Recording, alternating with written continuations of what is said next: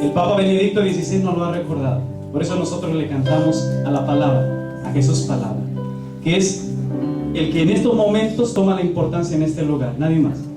Y le decimos cantando: tu palabra es eterna. Es eterna. Tu palabra es verdad. Tu palabra es verdad. Tu palabra es la fuente. Tu palabra es la fuente de la que vine a beber. Tu palabra es amor. Tu palabra es eterna. Es eterna. Tu palabra es verdad. Tu palabra es verdad. Vamos a mi menor y tu palabra. Tu palabra es la fuente de la que vine hoy a beber. Tu palabra es amor. Por una última vez, vamos a decírselo. Tu palabra. Tu palabra es eterna. Tu palabra es verdad. Tu palabra es verdad. Tu palabra es la fuente. Tu palabra es la fuente de la que vine hoy a beber. Tu palabra es amor. Fuerte aplauso a la santa palabra del Señor Jesucristo. Amén. Amén. María Estrella de la Evangelización. María Estrella de la Evangelización. María Estrella de la Evangelización. Amén. Podemos sentarnos. Gloria al Señor por siempre.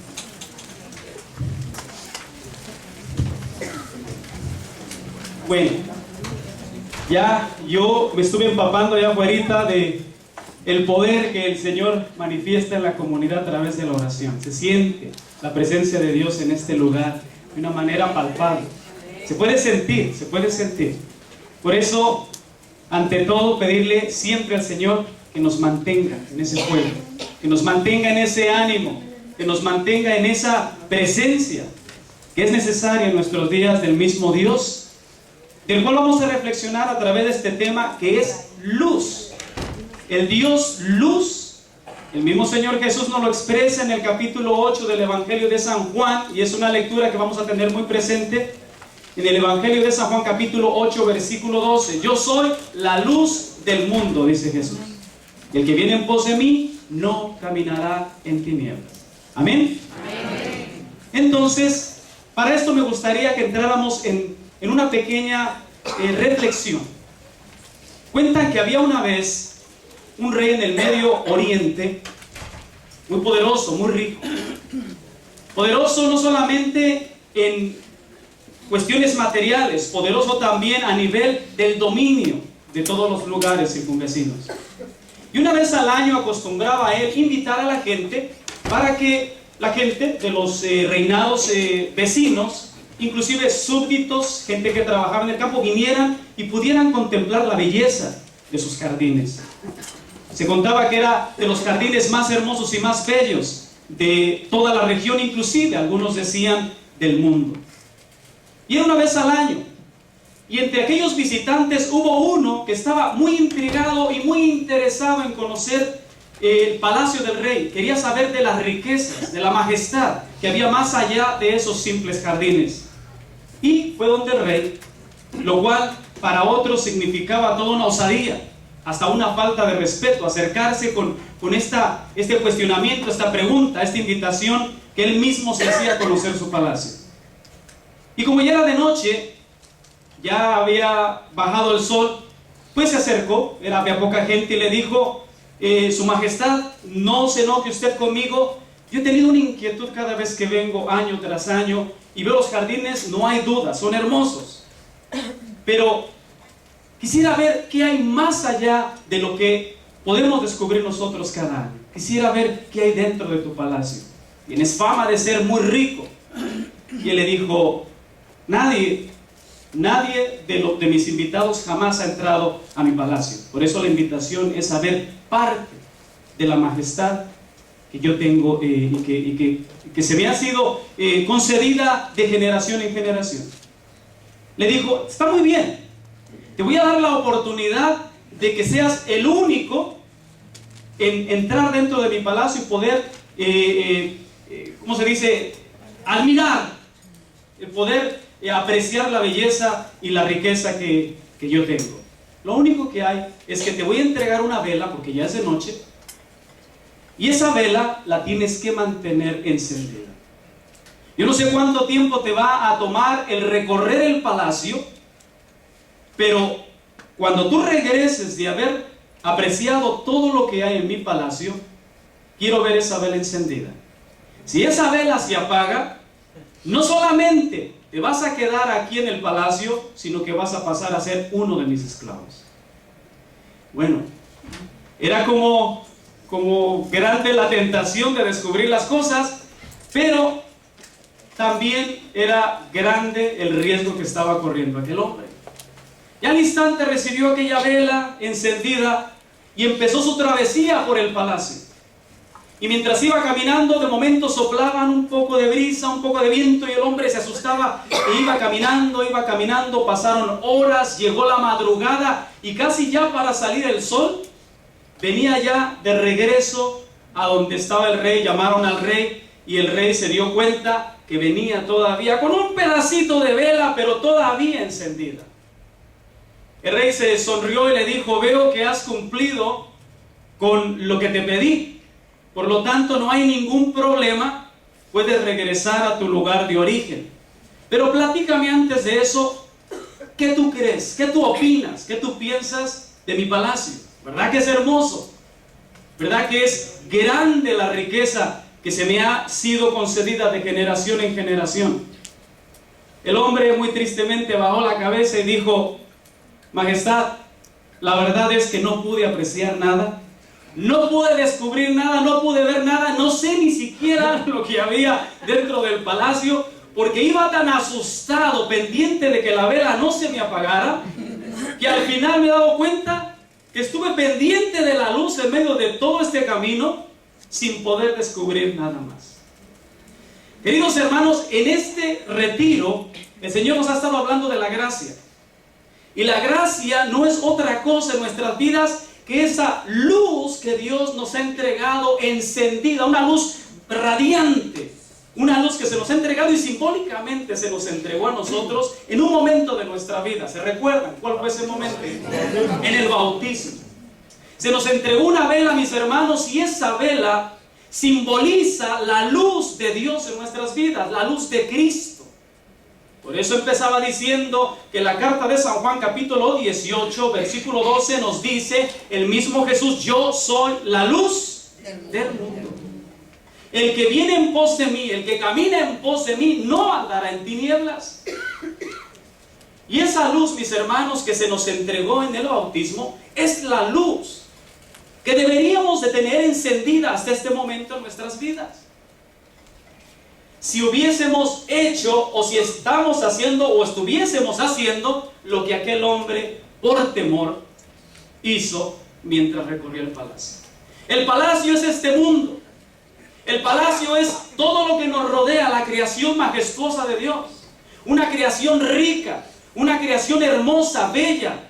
Es tanto así, mis hermanos, que mucha gente se ha quedado en eso.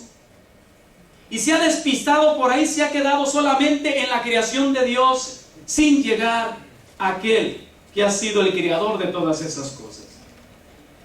Aquel hombre por miedo se mantuvo con la mirada fija en la luz, por temor a que se le apagara.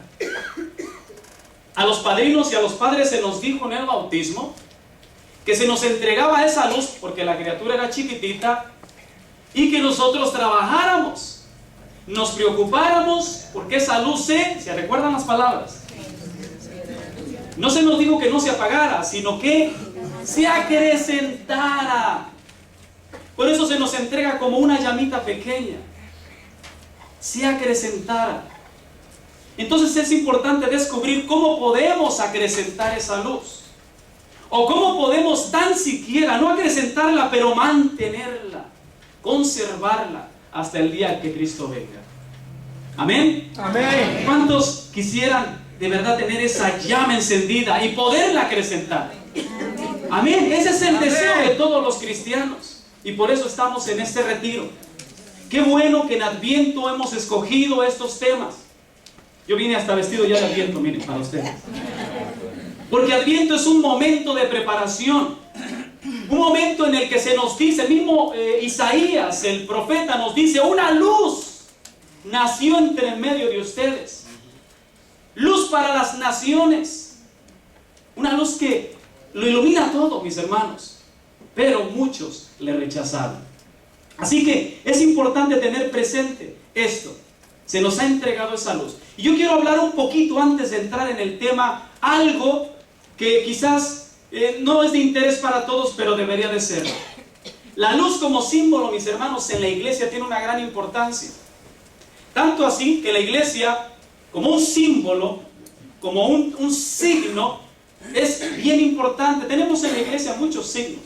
A mí me encantan los signos. Ya estamos perdiendo inclusive signos muy importantes. Ya hay poca gente que usa una cruz. Y si la usa, la quiere usar más por lujo, por lucirla, por el valor o por el recuerdo que por el significado. La cruz siempre ha sido el signo del cristiano. Ya no se usan cruces. Ya no se usan. Hay inclusive cristianos, entre comillas, que han sacado de sus lugares de oración las cruces. Hay lugares donde ya no se usan. Son signos que nos recuerdan quiénes somos.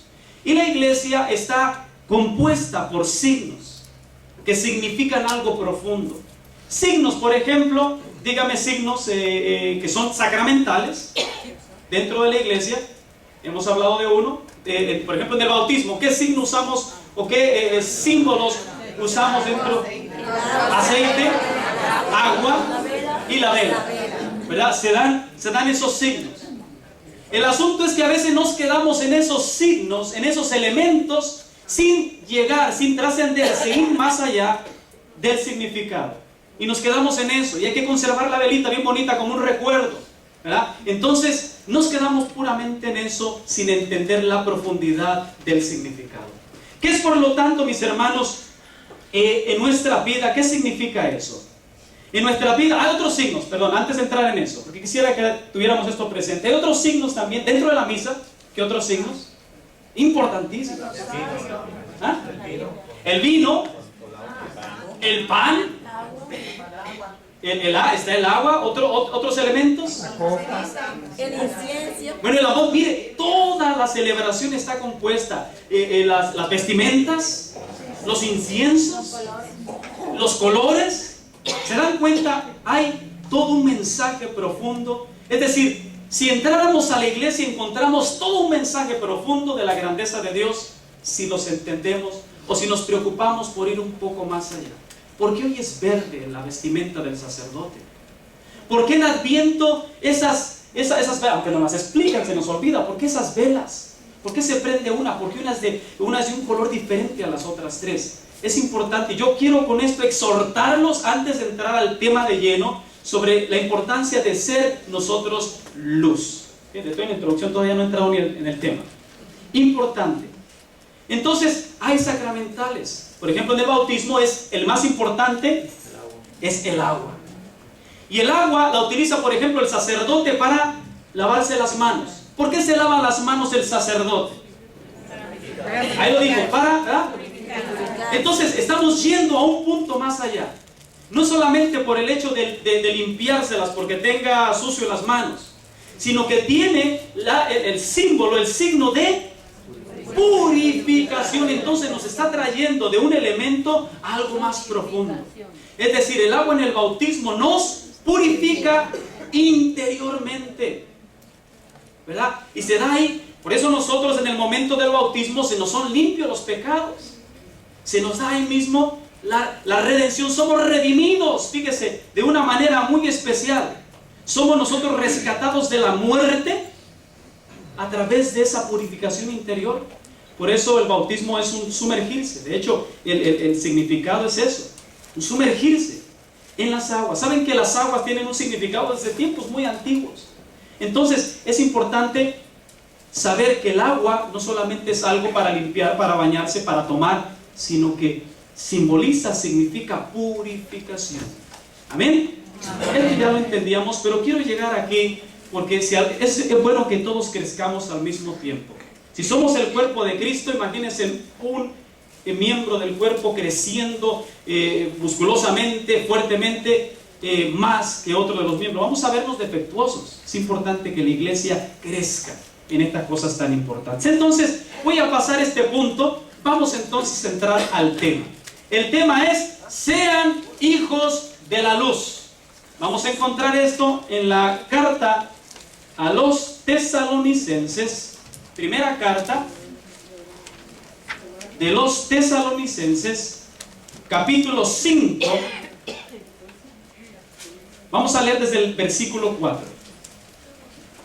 Primera carta a los Tesalonicenses, capítulo 5, versículo 4. Va a repetir conmigo. Tesalonicenses 5, 4.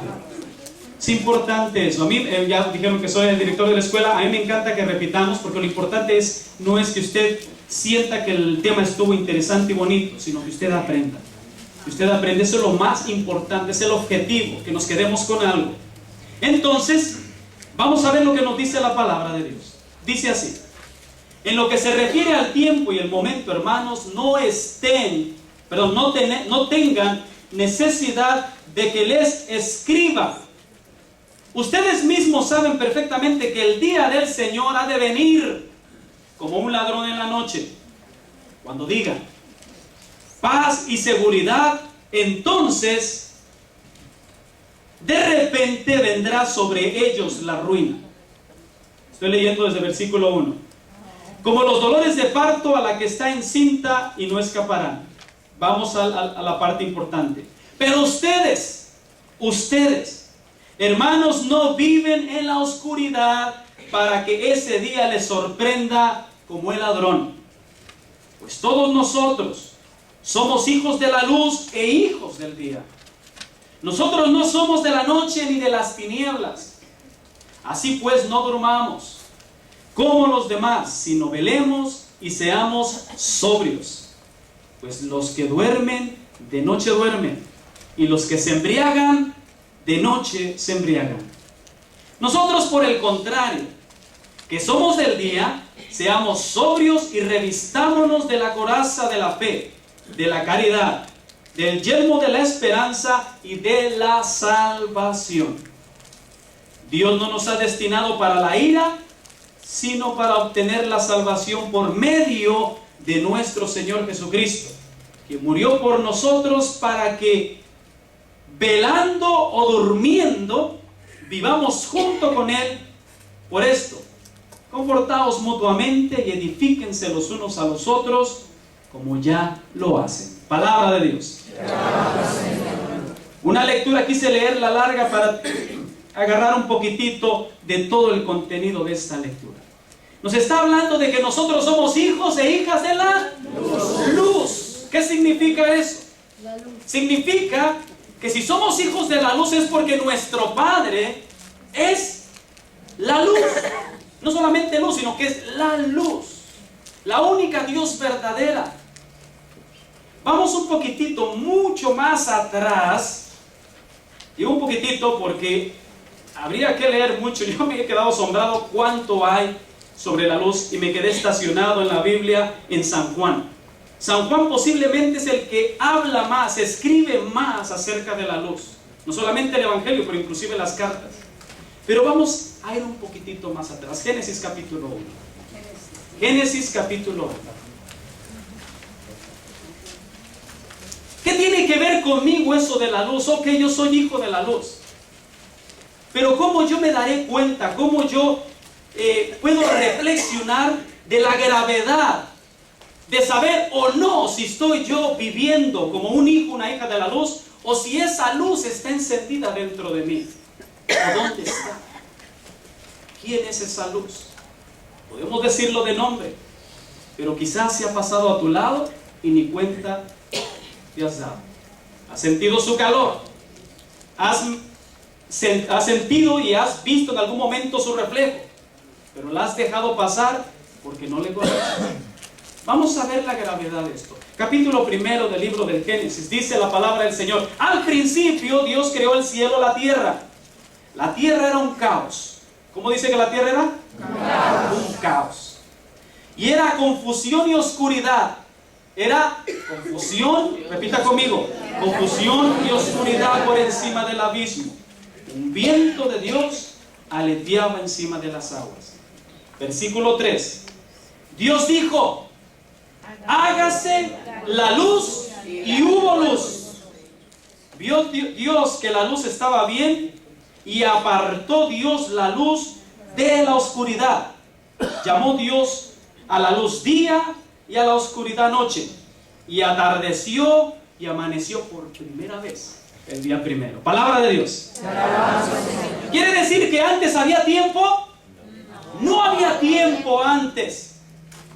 Algunos llaman estudiosos a este tiempo el tiempo del Evo. No me voy a meter en eso. Es un estudio para cuando se estudia cuando fue la rebelión de los ángeles, el Evo. Pero la palabra del Señor nos habla claramente de que al principio, cuando el Señor crea el cielo y la tierra, todo era un caos. Dice tres cosas: era un caos, era oscuridad y confusión. ¿Por qué se daban esas tres cosas? Porque todo era oscuro. Yo no sé cuántas personas han experimentado en su vida caos, confusión y oscuridad en sus hogares. Yo no sé cuántas personas aquí han experimentado en su matrimonio caos, confusión y oscuridad. Posiblemente como padre, como trabajador, como cristiano, usted ha experimentado en su vida caos, confusión y oscuridad. Si esto se está dando en su vida, está bien claro en las Sagradas Escrituras.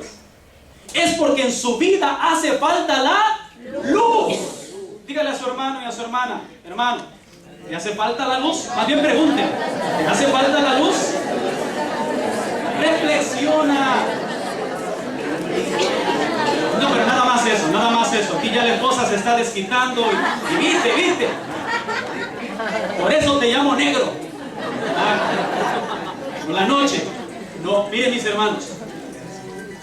Yo no me muevo de aquí porque sé que están filmando, entonces si alguno de momento después quiere adquirir, los hermanos lo quieren enriquecer con estas reflexiones, pues es bueno que salga todo. A veces se van siguiendo uno por un lado y otro. Amén. Y bendición para los que nos lleguen a ver en algún momento también. Entonces dice que al principio todo era caos, confusión y oscuridad, caos, confusión y oscuridad, porque no había luz. Entonces la importancia. El Señor, Dios, al ver que esto se daba en lo que Él había creado, dice aquí al principio el cielo y la tierra, es decir, las cosas visibles y las cosas invisibles. Entonces el Señor, al ver todo eso, es cuando dice: hágase la luz. Entonces usted, cuando en su vida esté pasando por caos, confusión y oscuridad, usted tiene que decir en su oración: Señor, que se haga en mi vida la luz. El esposo tiene que decir: Señor, cuando está pasando esas cosas, que se haga en mi vida la luz. Y juntos como matrimonio: Señor, en nuestro matrimonio hay caos, confusión y oscuridad. Señor, que se haga en nuestro matrimonio la luz. Cuando sus hijos están caminando en la droga, en situaciones que no están bien, que se han alejado de la luz que es Dios, usted tiene que decir en su oración: Señor, que se haga en mi hija la luz, como al principio la hiciste. Y que se separe la oscuridad del día. Que se separe el mal de lo bueno en la vida de mis hijos, de mi esposo, de mi empresa, los que son empresarios. Es importante esto, mis hermanos. Desde el principio Dios nos habla de la luz. Y es cuando comienza el tiempo. Eso significa que una persona que todavía no se ha abierto a la luz de Dios, que no se ha abierto a Dios, que es la misma luz, está caminando en oscuridad, en confusión y en caos. Este es un tiempo de reflexión. Y yo no vengo aquí a hacerle sentir mal. Vengo aquí en el nombre del Señor a llevarle a reflexionar. Yo estoy reflexionando también sobre eso. ¿Qué áreas, Señor, en mi vida necesitan de esa luz? ¿Qué áreas, Señor, en el ministerio que tú nos has entregado por misericordia hace falta tu luz? como padre, como esposo, como trabajador, como cristiano, ¿estoy de verdad siendo luz? Es importante esto, mis hermanos, porque desde el principio el Señor nos manifiesta. Y por eso no se equivoca cuando la familia dice a la hija o al esposo a la esposa, o decimos nosotros cuando una persona acaba de tener un bebé, decimos acaba de dar a luz. Es decir, el tiempo en la sociedad comienza para esa criatura. Sabemos los cristianos, los católicos específicamente, sabemos que el tiempo de esa criatura comienza en el momento de la concepción, no cuando sale del vientre, comienza en el momento de la concepción. Pero en la sociedad, cuando tiene el bebé, ¿verdad? Decimos, dio a luz, mija. ¿Qué significa eso? Que en ese momento se marca un tiempo, un día, hay un registro, donde esa persona antes, pues no tenía nombre, antes no tenía todavía apellido, no figuraba, no pagaba taxes, ¿verdad? Pero ya nos daba algunos tipos de problemas a los papás, especialmente a las mamás, pero no figuraba. Entonces decimos, dio a luz. ¿Se entiende ahora? Se marca un tiempo. Se puede decir entonces sin temor a equivocarnos que aquella persona que ha vivido en la oscuridad, que ha vivido en el pecado, que ha vivido constantemente en un ambiente de perversidad, en el momento en que tiene su encuentro con Jesús, que es la luz del mundo, entonces, mis hermanos, se pinta una raya en la vida de esa persona. Por eso decimos, hay un encuentro con Dios y tenemos que dar vuelta, ¿no? Como dijo un hermano un día, dijo, yo, cuando tuve mi encuentro con el Señor, mi vida dio una vuelta a 360 grados. Y le dije, hermano, quédate en el mismo sitio. Digo, ay, sí, ¿verdad? No, 180 grados. Dejo de caminar en la dirección que yo voy para caminar en la dirección contraria, que es la que el Señor me está llamando. Y por eso decimos, cuando yo nací en el Señor, significa cuando el Señor me dio a luz, cuando Dios me parió, cuando nosotros todavía estábamos como en el mensaje de las aguas del bautismo, sumergidos en el valle de la muerte. Yo tuve mis experiencias, mis hermanos, cuando muy joven, experiencias de vivir en la oscuridad, y yo tenía conocimiento de Dios. Mi mamá desde chiquito, somos 11 hermanos, soy el mayor de 11 hermanos. Desde chiquito nos llevó a la iglesia. No sé mi madre cómo le hacía, pero todos estábamos en la fila así sentaditos, desde el mayor, mi persona, hasta la más chiquita, que es mujer. Calladitos, porque ya sabíamos que si nosotros hablábamos, jugábamos o empezábamos a distraer en la iglesia, nos esperaba una lluvia de cocotazos y pellizcos a la hora que llegáramos a casa. Y nos tenía derechitos. Y aprendimos de mamá que el lugar de encuentro con Dios es sagrado. ¿Por qué? Porque ahí se nos manifiesta el Rey de Reyes, el Señor de Señores, el que es la luz de este mundo. ¿Para qué? Para que en el momento de oscuridad nosotros pudiéramos divisar esa luz y salir de las tinieblas.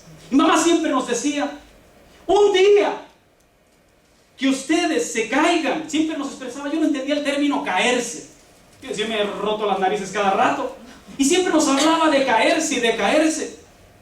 Decía, no cuestionen, no apunten a nadie, lo primero que tienen que pensar, si han quitado su mirada de esa luz. Amén. Mi mamá no sabía de Sagradas Escrituras.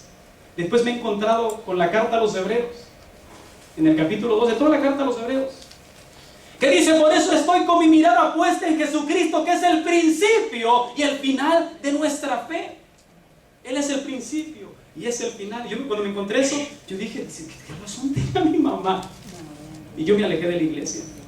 Sabía mucho de Dios porque mi mamá fue mi catequista, mi mamá fue mi director espiritual, mi madre fue mi consejera, fue mi amiga, mi mamá fue para mí todo, toda la vida de mi madre. Mi mamá tuvo un grupo de oración en casa desde que tengo uso de razón.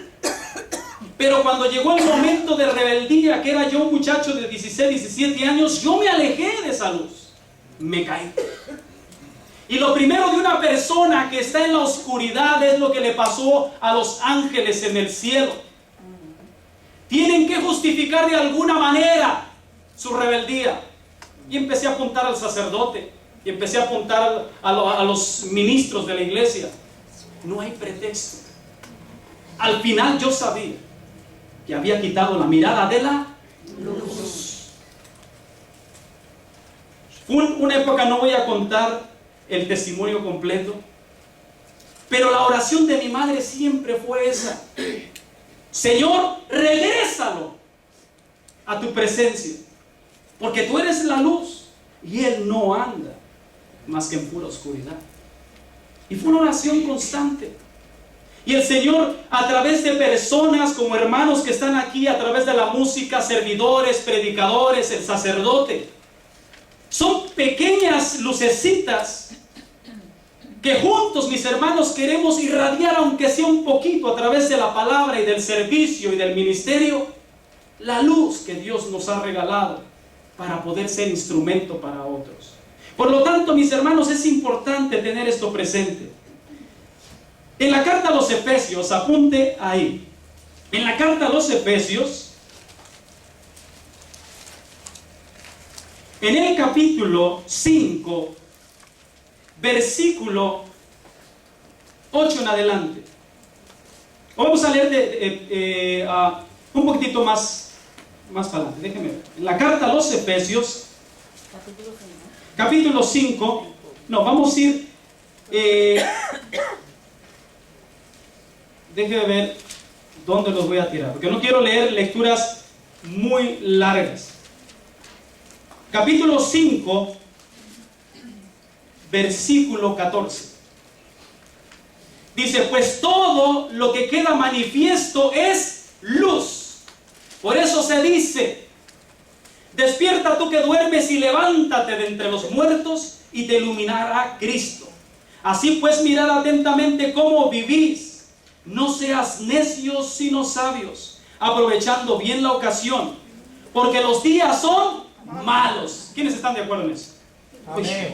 Sí, eso lo decimos todos los días. Los días son malos. Por lo tanto, no sean insensatos, sino comprendan cuál es la voluntad del Señor. No se embriaguen con vino, que es causa de libertinaje. Llénense más bien del Espíritu Santo.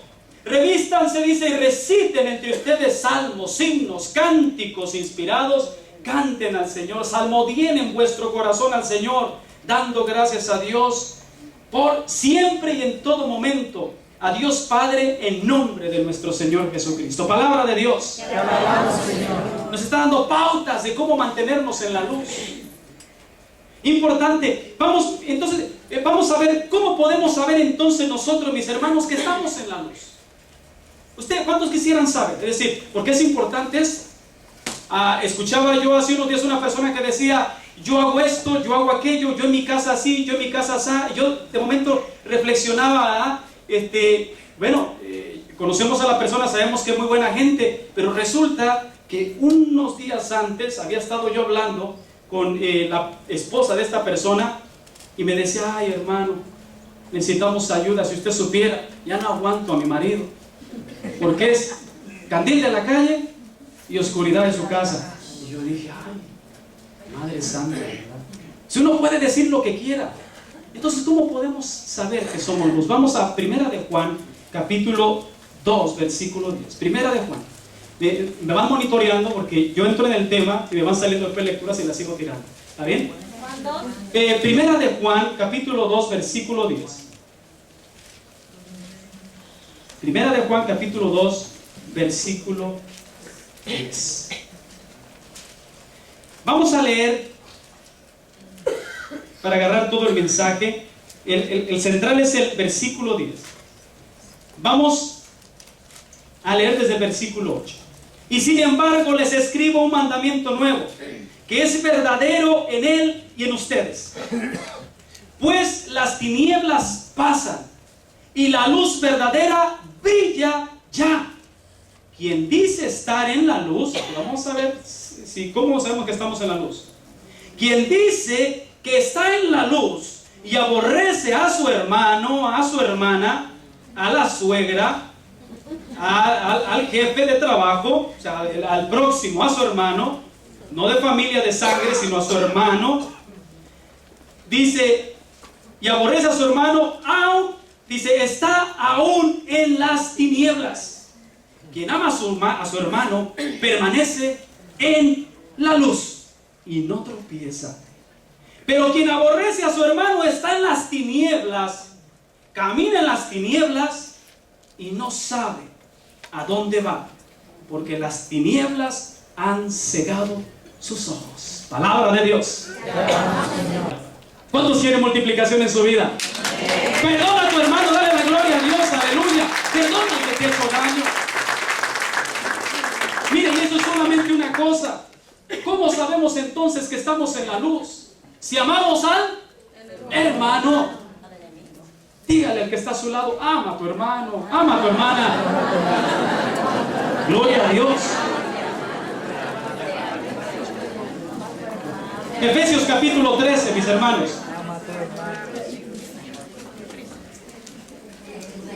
Efesios capítulo 13. Gloria al Señor. Efesios capítulo 13.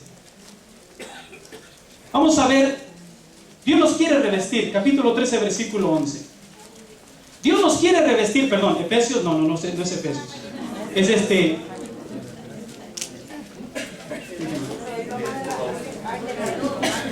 No, Romanos, sí. Qué bueno. ¿Cómo tú sabes que estamos en Romanos? Gloria a Dios. Romanos capítulo 13. Uy, que tenemos un equipazo aquí de gente. Romanos capítulo 13. Esta gente se estudiaron todo el tema antes de dármelo. 13:11.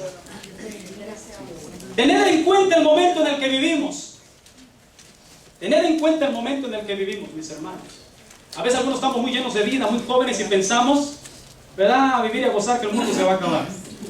Ese es un mensaje de la nueva era. Algún día ojalá pudiéramos dar una conferencia sobre lo que es de verdad el gran peligro de la nueva era, de New Age, en nuestra sociedad, en nuestras iglesias, en nuestras comunidades, sobre todo los jóvenes, a través de todos los medios de comunicación. Tener en cuenta el momento en el que vivimos, porque es ya, escuche esto, es ya la hora de levantarnos del sueño. Que la salvación está más cerca de nosotros que cuando abrazamos la fe. La noche está avanzada, es decir, ya está amaneciendo. La noche está avanzada, el día se avecina. Despojémonos pues de las obras de las tinieblas y revistámonos de las armas de la luz. Como en pleno día procedamos con decoro, nada de comilonas, borracheras, nada de lujurias y desenfrenos, nada de rivalidades y envidias. Revístanse más bien del Señor Jesucristo. Aquí nos da la clave. Revístanse más bien del Señor Jesucristo y no se preocupen de la carne para satisfacer sus concupiscencias, sus necesidades. Palabra de Dios. Y es que esa es la primera preocupación de nosotros. Esa es la primera preocupación. Y ese es uno de los mensajes equivocadísimos en estos tiempos a través de los medios de comunicación. Todo es, siéntase bien.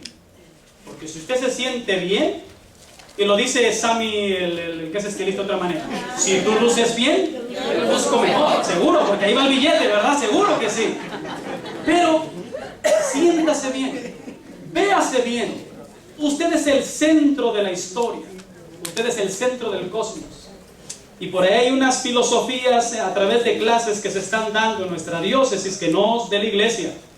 O sea, no es la iglesia que las está dando, pero aquí en nuestras áreas se están dando esas clases, donde se le lleva a la persona a entender que para usted poder realizarse, usted tiene que estar primeramente usted bien.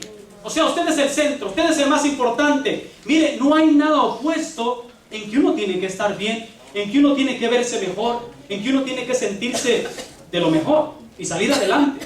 No hay nada opuesto en el plan de Dios en cuanto a eso. El problema está cuando nosotros hacemos el todo de estas cosas. Y aquí nos está diciendo que no tomemos como importante aquello que es más necesario para nosotros. Por eso le llama la carne. Y la carne es todo aquello que nosotros por los sentidos, ¿verdad? Entendemos como importante para nuestras vidas. No voy a entrar en ese tema de lleno, pero es importante, mis hermanos, tomar esto en cuenta. Ponemos otra vez a la primera lectura y voy cerrando. Primera de Tesalonicenses, que es en la lectura que comenzamos. Nos decía que hay armas de luz. Armas de luz, y esas armas de luz nos las expresa, que nos dice aquí, revistámonos en el capítulo 5, versículo 8. Dice, como nosotros por el contrario somos del día, seamos sobrios. Habla siempre ese término, sobrios, es lo contrario de ebrio, borracho, incoherente, descontrolado. Que la persona, hay gente que necesita motivarse a través de droga y a través de alcohol para poder expresar, para poder decir. Es así, por eso dice, seamos sobrios, para que nuestras decisiones, nuestros pasos sean concretos. Y hay gente que no se embriaga ni con droga ni con alcohol, pero también, inclusive la espiritualidad muchas veces, cuando no está centrada debidamente, alimentada debidamente, cuando no está, mire, realmente en orientación a Jesús, sino solamente a nuestra persona, la espiritualidad nos puede llevar a nosotros a un vicio de tal manera que cristianidad para nosotros es sentirnos bien. Y si yo estoy bien, y por eso a veces nuestros eslogans tienen que ir cambiando. Porque a veces nosotros nuestros eslogans, ¿verdad? Decimos, y con Jesús y María todo es alegría. Sí, pero ¿y dónde está Jesús y María en tu vida? Y lo decimos, y todo es alegría. Y nos damos cuenta que los eslogans nos llevan a puro pachangueo muchas veces, pero no profundizamos. Dice aquí, sean sobrios y revístanse, número 1, de la coraza de la fe. Número 2, de la caridad. 3, del yelmo de la esperanza. Y 4, de salvación. Que se puede encerrar en el mismo 3. Dice de fe. Y ahí están las virtudes teologales: esperanza y caridad. ¿Qué es fe? ¿Cómo yo puedo realmente revestirme de eso para mantenerme siendo un instrumento de la luz? ¿Cómo lo puedo hacer? ¿Qué es la fe? Resumido esto bien rápido, fe, mis hermanos, es confiar. Es un tema que damos en el primer curso, ¿verdad?, de la escuela de evangelización. Fe es confiar en aquel que creemos. Es depender en aquel que creemos. Pero por encima de todo eso, si lo resumimos en una frase, no es creer en Él, es creerle a Él en el que yo estoy depositando mi vida. Y si yo le creo a Él, creo en su palabra, creo en sus promesas, creo que realmente Él ha venido para que yo tenga vida y sea en abundancia. No está en los medios, está en Él, que es el autor de todas las cosas. Amén. Amén. Es eso, fe, entonces es creer. Creerle a Dios, confiar nuestra vida a Dios, depender de Dios. ¿Qué es la caridad, mis hermanos? Los santos hablan mucho sobre la caridad y el amor. Me parece que Santa Teresa era la que decía, Santa Teresa, no me recuerdo ahorita, pero lo importante es el concepto, la frase decía, ama y después haz lo que quieras. ¿O era San Agustín? Ama y después haz lo que quieras. Porque una vez que tú amas, tú no puedes hacer daño. Después que tú amas, tú no puedes herir a la persona. Un día daba una conferencia a matrimonios y les decía, la palabra de Dios dice, mujeres, sométanse a sus maridos. Y todos los hombres se pararon y aplaudieron. Todos aplaudieron. Y dije, pero aguántate, déjame sigo con la lectura. Y después me vine de frente, yo no sé, me vino una palabra y les dije, ¿tú te meterías un puño en la cara? No. ¿Tú te pincharías con una aguja tu cuerpo? No. ¿Por qué le pegas a tu esposa? Porque dice la palabra que sus esposas, las esposas son, ¿verdad?, como Cristo es cabeza de la iglesia, que es su cuerpo, así las mujeres son del marido. Y comenzaron más de uno a llorar en ese lugar. Eso fue tremendo, porque el que ama no puede hacer daño, mis hermanos. ¿Amén? No puede hacer daño. Quiero hacer una dinámica antes de concluir. Ustedes ven lo que yo tengo por aquí por encimita, ¿verdad? ¿Qué es lo que ustedes ven que tengo aquí? Tengo un periódico. ¿Qué es lo que usted encuentra en el periódico? Noticias. Noticias. Generalmente positivas. Generalmente noticias que le dan mucha luz. Generalmente que lo agobian más. Los impuestos, las propiedades perdiendo valor. No hay trabajo. Las guerras. De momento se están poniendo leyes que están contrarias a nuestra vida. ¿Y a mí qué me importa? Bueno, te va a importar cuando el dolor llame a la casa, a la puerta de tu casa. Aquí lo que encontramos es calamidades, mis hermanos, generalmente. Y de hecho los periódicos venden más y son más sensacionalistas, amarillistas, como algunos llaman. Usted tiene en sus manos la decisión de dar luz y de usar este instrumento para la gloria de Dios y dar luz a todo lo que usted encuentra aquí, o dejarse abatir por él. Usted, este periódico representa el mundo. Seguro, aquí están las noticias locales y a nivel mundial. Y representa las que no están ahí también. Pero usted y yo estamos representados aquí. Mateo capítulo 5, en el versículo 13 y 14 en adelante, nos dice que no es importante solamente reconocer que somos llamados a ser luz, sean luz.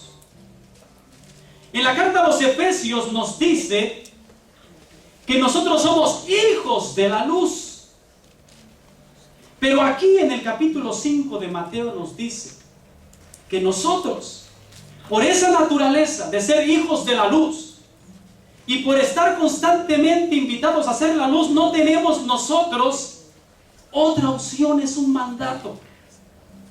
Nos dice, ustedes son la luz, versículo 14, del mundo. Y este periódico representa El mundo. Vamos rapidito a leer ahí lo que dice para prepararnos para hacer.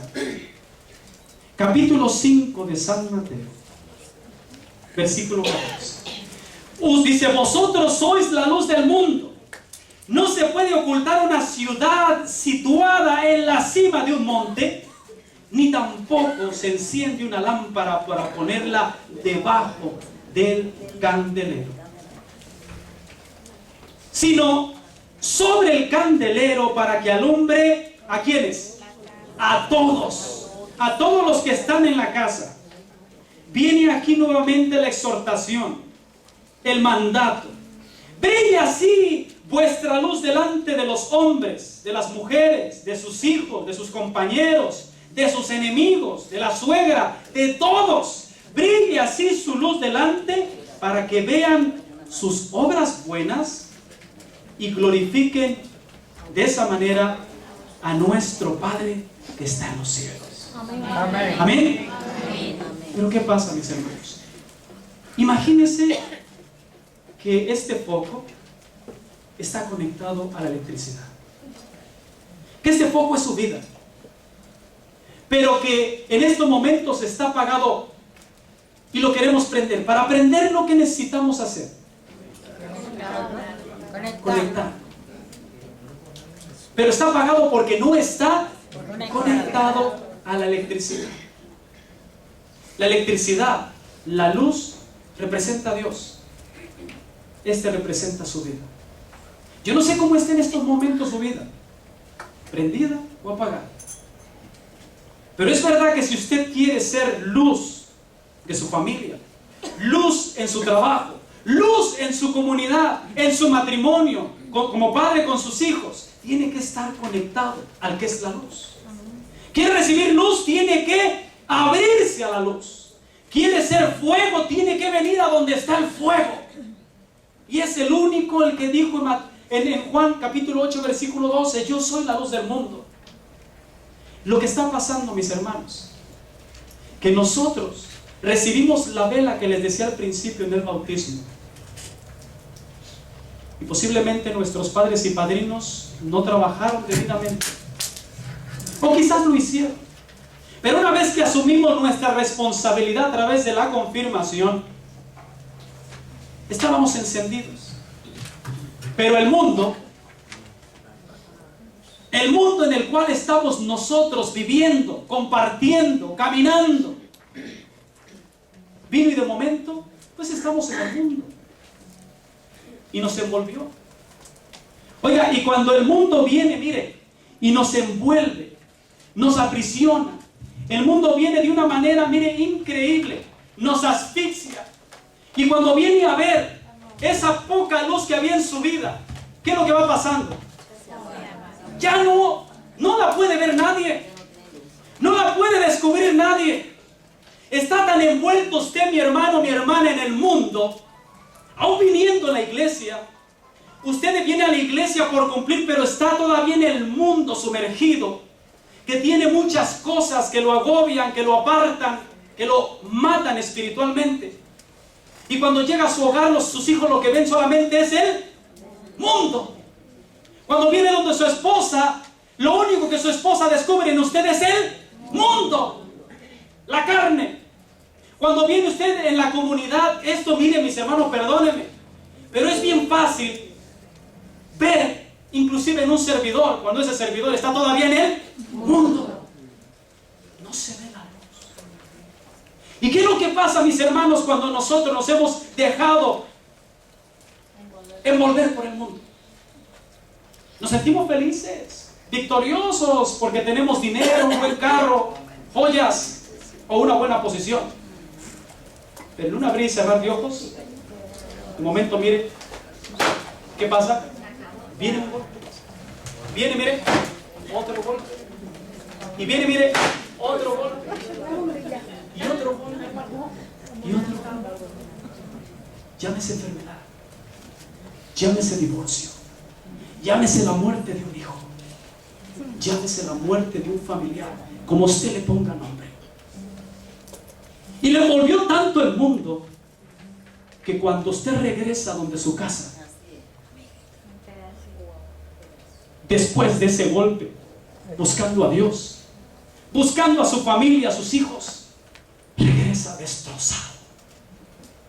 Pero como usted tiene la visión de dar luz, y usted entiende que tiene que darse a su esposa y a sus hijos y a su comunidad, usted viene así como está y se da a ellos, y lo que hace es herirlos, porque está roto, porque está destrozado. Los invito en esta mañana, mis hermanos, a que nos revistamos de la luz. Nuestra lucha no es contra carne ni sangre. Póngase de pie. Nuestra lucha no es contra carne ni sangre, es contra potestades diabólicas. Y hay uno que se rebeló contra la luz, y por eso se le llama el príncipe de las tinieblas. Es importante, mis hermanos, reconocer que el único, hay dos personas que pueden contribuir mucho para que su luz se apague. El primero es usted, en su dejadez. Y el segundo, muy sutilmente, sobre todo los que están fuertes, es el demonio. Pero al final es el principal que busca de cualquier manera, a través del pecado, de las obras de la carne, llevarnos a la perdición. Oremos, cierre sus ojos un momentito.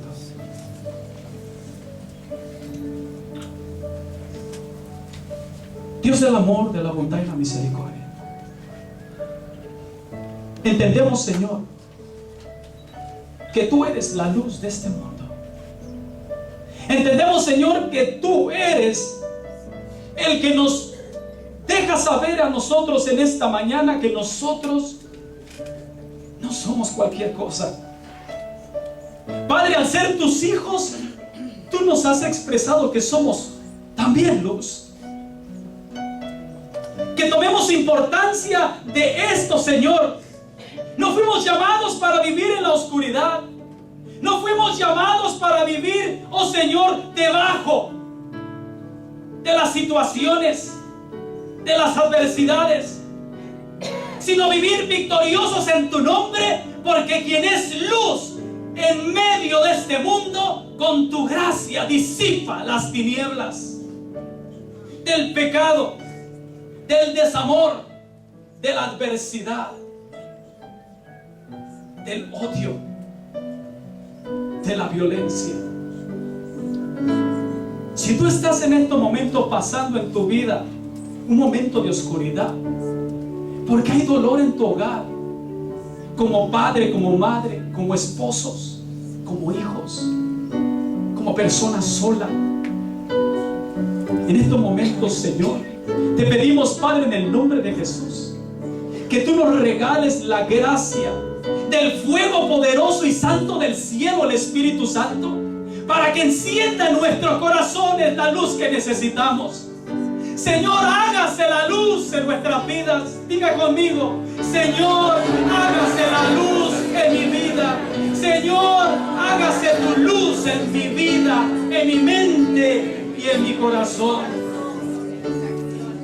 Padre, diga conmigo: Padre, te doy gracias por tu Hijo nuestro Señor, luz del mundo, para todas las naciones, es decir, incluyendo mi vida. Hoy acepto en mi corazón el llamado, el compromiso a hacer luz en mi hogar y donde me envíes a dar testimonio de tu amor. Amén. Quédese haciendo oración.